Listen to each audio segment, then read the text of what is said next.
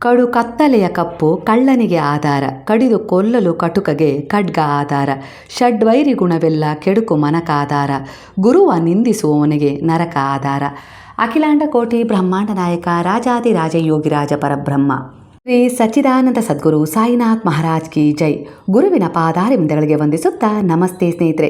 ಕೆಲವು ಬಾರಿ ಜೀವನದಲ್ಲಿ ಯಾವ ದಾರಿನೂ ಕಾಣ್ತಾ ಇಲ್ಲ, ಎಲ್ಲ ದಾರಿಗಳು ಮುಚ್ಚಿವೆ.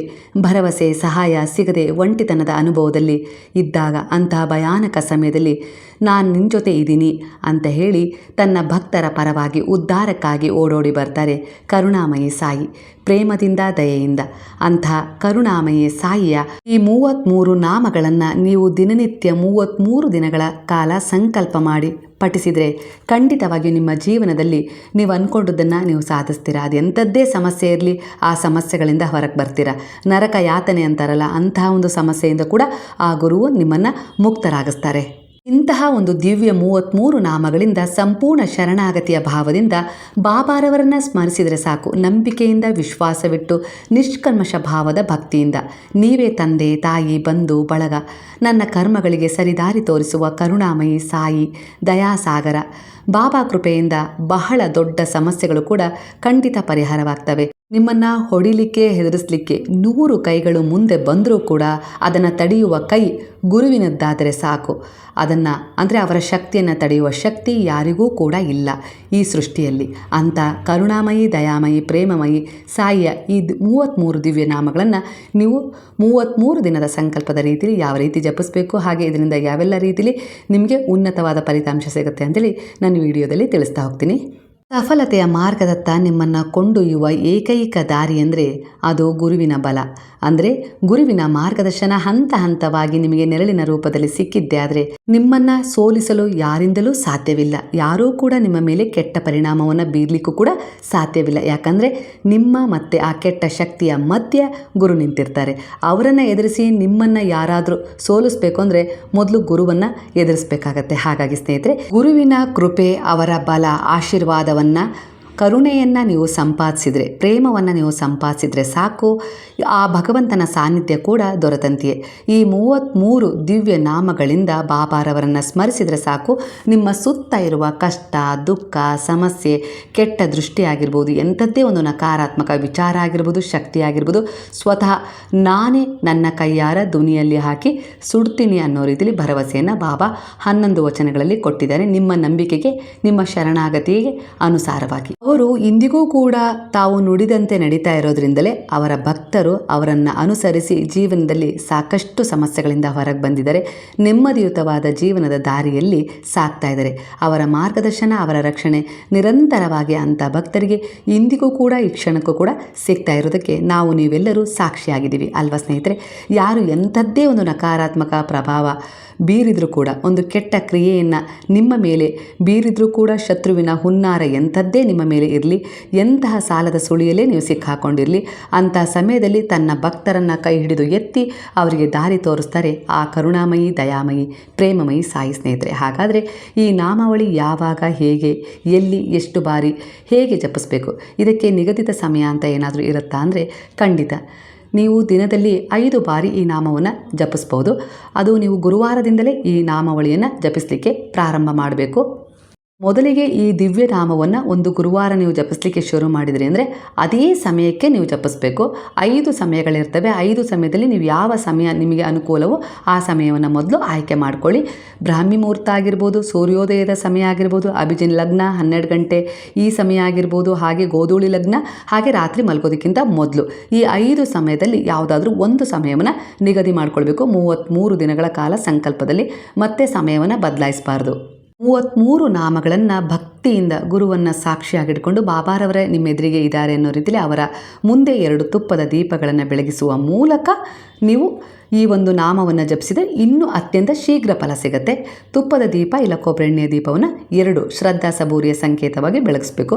ಇದನ್ನು ಆಗಲಿಲ್ಲ ಮಾಡಲಿಕ್ಕೆ ನಾವು PGಯಲ್ಲಿದ್ದೀವಿ, ಹಾಗೆ ನಾವು ಯಾವುದೋ ರೀತಿಯ ಒಂದು ಒತ್ತಡದಲ್ಲಿದ್ದೀವಿ, ನಾವು ಹಾಗೆ ಜಪಿಸ್ಬೋದಾ ಅಂದರೆ ಖಂಡಿತವಾಗಿ ಬಾಬಾರವರನ್ನು ಸ್ಮರಣೆ ಮಾಡಿಕೊಂಡು ನೀವು 5 ನಿಮಿಷಗಳ ಕಾಲ ಯಾವುದಾದ್ರೂ ಒಂದು ಶಾಂತವಾದ ಜಾಗದಲ್ಲಿ ಕುಳಿತುಕೊಂಡು ಈ ದಿವ್ಯ ನಾಮವನ್ನು 33 ಬಾರಿ ಜಪಿಸಬೇಕಾಗತ್ತೆ. 33 ದಿವ್ಯ ನಾಮಗಳನ್ನು ಯಾವುದಾದ್ರೂ ಒಂದೇ ಒಂದು ನಿಗದಿತ ಸಮಯ, ಅದು ರಾತ್ರಿ ಮಲಗೋದಕ್ಕಿಂತ ಮೊದಲು ಕೂಡ ನೀವು ಹಾಸಿಗೆ ಮೇಲೆ ಕುಳಿತಾದರೂ ಆಯಿತು, ಇಲ್ಲ ಬಾಬಾರವರೆದುರಿಗೆ ಮಲಗೋಕ್ಕೆ ಹೋಗೋಕ್ಕಿಂತ ಮೊದಲು ಕುಳಿತು ಈ ನಾಮ ಮಂತ್ರವನ್ನು, ಈ ದಿವ್ಯ ಮಂತ್ರವನ್ನು 33 ಈ ನಾಮಾವಳಿಯನ್ನು ಜಪಿಸಿ ಪ್ರಾರ್ಥಿಸಿ. ಅಂದರೆ ಮಲಗೋದಕ್ಕಿಂತ ಮೊದಲು ನಿಮ್ಮ ಸುಪ್ತ ಮನಸ್ಸನ್ನು ಬಾಬಾರವರ 33 ದಿವ್ಯ ನಾಮಗಳಿಂದ ಜಾಗೃತಗೊಳಿಸಿ ನಿಮ್ಮ ಪ್ರಾರ್ಥನೆಯನ್ನು ಆ ಸುಪ್ತ ಮನಸ್ಸಿಗೆ ವಹಿಸಿ ನೀವು ನಿದ್ದೆಗೆ ಹೋಗ್ಬೋದು. ಈ ರೀತಿ ಕೂಡ ನೀವು ಈ ಸಮಯದಲ್ಲೂ ಕೂಡ ಈ ಮಂತ್ರ ಜಪವನ್ನು ಜಪಿಸ್ಬೋದು. ಆದರೆ ನೀವು ಮಲಗುವ ಕೋಣೆಯಲ್ಲೂ ಕೂಡ 1 ಇಲ್ಲ 2 ಸಣ್ಣ ಸಣ್ಣ ಪುಟ್ಟದಾದ 2 ತುಪ್ಪದ ದೀಪಗಳನ್ನು ಬೆಳಗಿಸಿಟ್ಟು 33 ನಾಮಗಳನ್ನು, ದಿವ್ಯ ನಾಮಗಳನ್ನು ಸ್ಮರಣೆ ಮಾಡಿಕೊಂಡು ಶ್ರದ್ಧಾ ಸಬೂರಿಯ ಸಂಕೇತವಾಗಿ ಆ ದೀಪಗಳನ್ನು ಬೆಳಗಿಸಿರ್ತೀರಲ್ಲ, ಅದನ್ನು ತದೇಕ ಚಿತ್ತದಿಂದ ನೋಡಿ ನಂತರ ನಿದ್ರೆಗೆ ಹೋದರೆ ಇನ್ನೂ ತುಂಬ ಒಳ್ಳೆಯದು.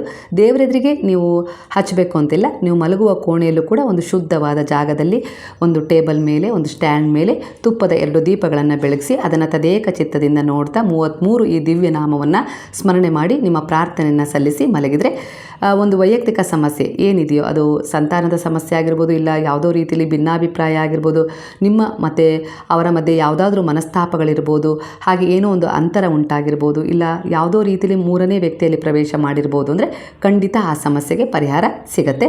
ಇದು ವೈಯಕ್ತಿಕ ಸಮಸ್ಯೆಗೆ ಯಾರೆಲ್ಲ ನರಳಾಡ್ತಾ ಇದ್ದೀರಲ್ಲ ಅವರು ಮಾಡ್ಕೊಳ್ಬಹುದು. 33 ದಿನವೂ ತುಪ್ಪದ 2 ದೀಪಗಳನ್ನು ಬೆಳಗಿಸ್ಬೇಕಂದ್ರೆ ಖಂಡಿತ 33 ದಿನವೂ ತುಪ್ಪದ 2 ದೀಪಗಳನ್ನು ಸಣ್ಣದಾಗಿ 2 ಸ್ಟ್ಯಾಂಡ್ ಮೇಲೆ ನೀವು ಬೆಳಗಿಸಿ ಇಟ್ಟುಬಿಡಿ.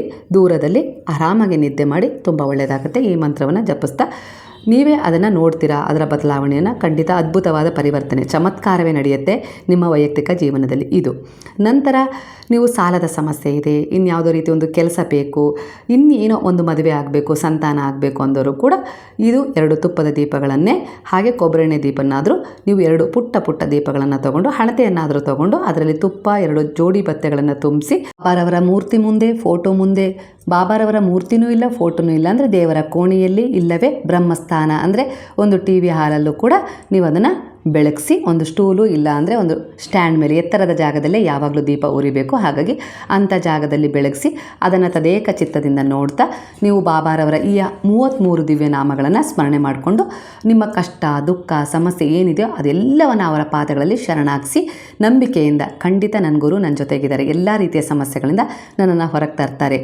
ಖಂಡಿತ ಅದು ನಡೆಯುತ್ತೆ ಅನ್ನೋ ರೀತಿಯಲ್ಲಿ ಗುರು ಯಾವತ್ತೂ ಕೂಡ ನನ್ನನ್ನು ಕೈ ಬಿಟ್ಟಿಲ್ಲ, ಮುಂದೆ ಕೂಡ ಬಿಡೋದಿಲ್ಲ. ದೃಢ ವಿಶ್ವಾಸದಿಂದ ಈ ದೀಪಗಳನ್ನು ಬೆಳಗಿಸಿ ನಂತರ ಈ 33 ನಾಮವನ್ನು ಜಪಿಸಬೇಕು. ಗುರುವಾರದಿಂದಲೇ ಪ್ರಾರಂಭ ಮಾಡಬೇಕು. ಮಧ್ಯ 33 ದಿನದೊಳಗೆ ಡೇಟ್ ಆದರೆ ಆ 5 ದಿನ ಸ್ಕಿಪ್ ಮಾಡಿ ನಂತರ ಮುಂದುವರಿಸಿ. ಅದೇ ಕೌಂಟ್ ತಗೊಳುತ್ತೆ. 5 ದಿನ ಹೆಚ್ಚಿಗೆ ಮಾಡಿ ಅಷ್ಟೇ. ಕೆಲವು ಬಾರಿ ನೀವು ಎಷ್ಟೇ ಒಳ್ಳೆಯವರಾಗಿದ್ದರೂ, ಎಷ್ಟೇ ಒಳ್ಳೆಯದನ್ನು ಮಾಡಿದರೂ ಕೂಡ ನಿಮ್ಮ ಸುತ್ತಲೂ ನಿಮ್ಮ ಏಳಿಗೆ ಒಳಿತನ್ನು ಸಹಿಸಿದವರು ಇದ್ದೇ ಇರ್ತಾರೆ. ಅವರ ಕೆಟ್ಟ ದೃಷ್ಟಿ ನಿಮ್ಮನ್ನು ಆವರಿಸಿರುತ್ತೆ. ಇಂಥ ಒಂದು ಕೆಟ್ಟ ದೃಷ್ಟಿಯನ್ನು, ಪ್ರಭಾವವನ್ನು ದುನಿಯಲ್ಲಿ ಬಾಬಾ ಖಂಡಿತ ಸುಡ್ತಾ ಇದ್ದಾರೆ, ದಹಿಸ್ತಾ ಇದ್ದಾರೆ. ಆ ನಂಬಿಕೆಯಿಂದ ಈ ಒಂದು ದೀಪ ಸಂಕಲ್ಪ ಅಂತಲೇ ಹೇಳ್ಬೋದು. ಈ ಸಂಕಲ್ಪದ ಜೊತೆ ಈ 33 ವಿಶೇಷವಾದ ದಿವ್ಯ ನಾಮಗಳು ಸೇರಿದರೆ ಖಂಡಿತವಾಗಿಯೂ ನಿಮ್ಮ ಎಲ್ಲ ರೀತಿಯ ಕೆಟ್ಟ ಪ್ರಾರಬ್ಧ ಕರ್ಮಗಳನ್ನು ದುನಿಯಲ್ಲಿ ಸ್ವತಃ ಬಾಬಾರವರೇ ನಾಶಪಡಿಸಿ, ಸುಟ್ಟು ದಹಿಸಿ ನಿಮ್ಮನ್ನು ರಕ್ಷಿಸ್ತಾರೆ. ಆ ಕೆಟ್ಟ ಕರ್ಮದಿಂದ ಹೊರಗೆ ತರ್ತಾರೆ. ನಿಮಗೊಂದು ಒಳ್ಳೆಯ ಅದ್ಭುತವಾದ ಅವಕಾಶವನ್ನು ಕೊಡ್ತಾರೆ. ನಿಮ್ಮ ಜೀವನದಲ್ಲಿ ಕೇಳರಿಯದ ಚಮತ್ಕಾರವನ್ನು ಉಂಟು ಮಾಡ್ತಾರೆ. ಅಂಥ ಶಕ್ತಿ ಗುರುವಿಗಿದೆ.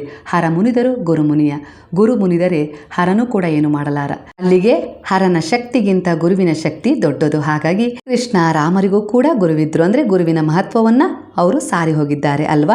ಅಂದರೆ ರಾಮನೂ ದೇವರೇ, ಕೃಷ್ಣನೂ ದೇವರೇ. ಅವರೂ ಕೂಡ ಸಂಹಾರಕ್ಕಾಗಿ ಈ ಭೂಮಿಯಲ್ಲಿ ಅವತಾರ ತಾಳಿದಂತಹ ಸಂದರ್ಭದಲ್ಲಿ ಅವರು ಕೂಡ ಗುರುವಿನ ಶರಣದಲ್ಲಿ ವಿದ್ಯಾಭ್ಯಾಸವನ್ನು ಮಾಡಿ ಗುರುವಿನ ಮಹತ್ವವನ್ನು ಈ ಜಗತ್ತಿಗೆ ಸಾರಿದ್ದಾರೆ. ಅಲ್ಲಿಗೆ ಗುರುವಿನ ಶಕ್ತಿ ಭಗವಂತನ ಶಕ್ತಿಗಿಂತ ದೊಡ್ಡದು. ಅಂದರೆ ಇಲ್ಲಿ ಏನಾದರೂ ನಮ್ಮ ಪಾಪಗಳಿಗೆ ಇಂಥದ್ದೇ ಶಿಕ್ಷೆ ಆಗಬೇಕು ಅಂತೇಳಿ ಭಗವಂತ ನಿಗದಿಪಡಿಸಿದರೂ ಕೂಡ ಅದನ್ನು ಪರಿವರ್ತನೆ ಮಾಡಿಕೊಡುವ ಶಕ್ತಿ ಗುರುವಿಗಿದೆ. ಅಂಥ ದಯಾಮಯ, ಕರುಣಾಮಯ, ಪ್ರೇಮಮಯಿ ಸಾಯಿಯನ್ನೇ ನೀವು ಆಯ್ಕೆ ಮಾಡ್ಕೊಂಡಿದ್ದೀರಾ. ಎಂತೆಂಥ ಚಮತ್ಕಾರಗಳನ್ನು ಹಾಗೆ ಅವರ ಅದ್ಭುತ ಲೀಲೆಗಳನ್ನು ಕೂಡ ನಾನು ಹಿಂದಿನ ಸಾಕಷ್ಟು ವಿಡಿಯೋಗಳಲ್ಲಿ ನಿಮಗೆ ತಿಳಿಸಿದ್ದೀನಿ.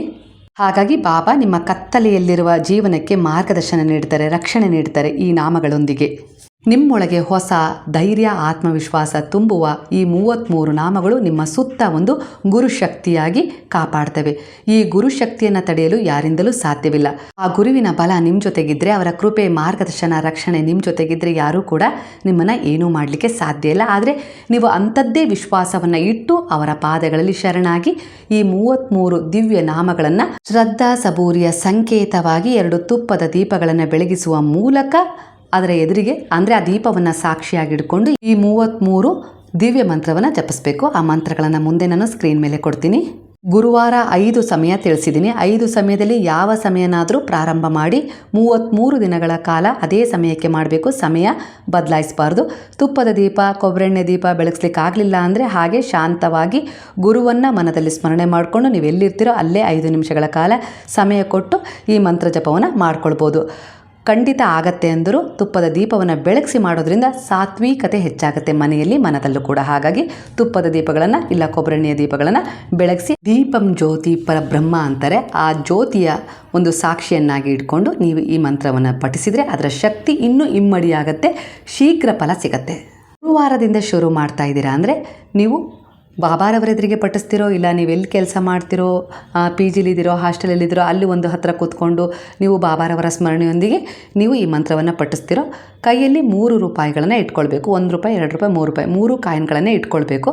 ನಂತರ ಆ ಕಾಯಿನ್ಗಳನ್ನು ಒಂದು ಹಳದಿ ಬಟ್ಟೆಯಲ್ಲಿ ನೀವು ದಿನನಿತ್ಯ ಸೇರಿಸ್ತಾ ಹೋಗಬೇಕು. ಅಂದರೆ ಇವತ್ತು 3 ರೂಪಾಯಿಗಳನ್ನು ಹಿಡ್ಕೊಂಡು ನೀವು ಮಂತ್ರ ಜಪವನ್ನು ಮಾಡಬೇಕು. ನಂತರ ಅದನ್ನು ಆ ಬಟ್ಟೆಯಲ್ಲಿ ಹಾಕಿ ಇಡಬೇಕು.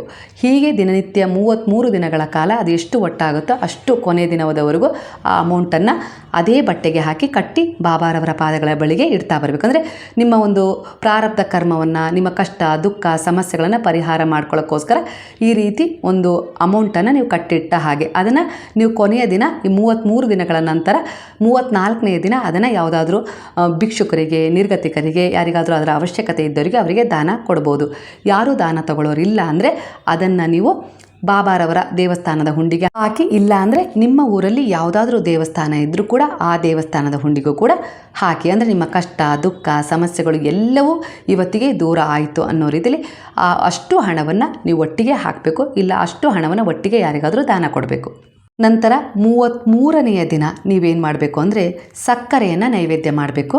ಸಕ್ಕರೆ ನೈವೇದ್ಯ ಮಾಡಿದ್ದನ್ನು ಇರುವೆಗಳಿಗೆ ನೀವು ಆಹಾರವಾಗಿ ಕೊಡಬೇಕು. ಇವತ್ತಿಗೆ ನಾನು ಋಣಮುಕ್ತನಾದೆ, ಈ ಕಷ್ಟ, ಈ ದುಃಖ, ಈ ಸಮಸ್ಯೆಗಳಿಂದ ನನ್ನನ್ನು ಈ ಸಣ್ಣ ಜೀವಿಗಳು ಋಣಮುಕ್ತವಾಗಿಸಿದವು ಅನ್ನೋ ರೀತಿಯಲ್ಲಿ ಇಲ್ಲಿ ಅಂದರೆ ಜನರಿಗೆ ಅನ್ನದಾನದ ಸೇವೆ ಮಾಡೋದು ಬೇಡ, ಇರುವೆಗಳಿಗೆ ನೀವು ಸಕ್ಕರೆಯ ನೈವೇದ್ಯದ ಸೇವೆಯನ್ನು ಮಾಡಬೇಕಾಗತ್ತೆ. ಇವತ್ತು 33ನೇ ದಿನ ಅಂದರೆ ಎಲ್ಲಾದರೂ ಒಂದು ಮರದ ಬುಡದಲ್ಲಾಗಿರ್ಬೋದು, ಗಿಡಗಳ ಸಂದಿಯಲ್ಲಾಗಿರ್ಬೋದು, ಪಾರ್ಕಲ್ಲಾಗಿರ್ಬೋದು, ಎಲ್ಲಾದರೂ ಇರುವೆಗಳು ಓಡಾಡ್ತಾ ಇದ್ದಾವೆ, ಸಣ್ಣ ಜೀವಿಗಳು ಓಡಾಡ್ತಾ ಇದ್ದಾವೆ ಅಂದರೆ ಆ ಸಕ್ಕರೆಯನ್ನು ಸ್ವಲ್ಪ ಪುಡಿ ಮಾಡಿ, ಇಲ್ಲ ಅಂದರೆ ಅದ್ರ ಜೊತೆಗೆ ನಿಮಗೆ ಸಾಧ್ಯವಾದರೆ ಒಂದು ಬಾದಾಮಿಯನ್ನು ಸಣ್ಣದಾಗಿ ಪುಡಿ ಮಾಡಿ ಮಿಕ್ಸ್ ಮಾಡಿ ಅದನ್ನು ಇರುವೆಗಳಿಗೆ ನೀವು ಆಹಾರವಾಗಿ ಕೊಡಬೇಕಾಗತ್ತೆ.